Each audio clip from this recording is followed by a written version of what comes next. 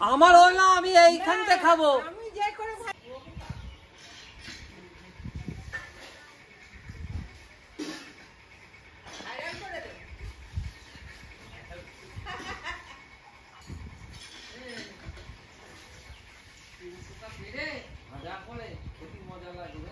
তাই না? আরেকবার বলো, বলো, ভাইরাল হয়ে যাবে, বলো।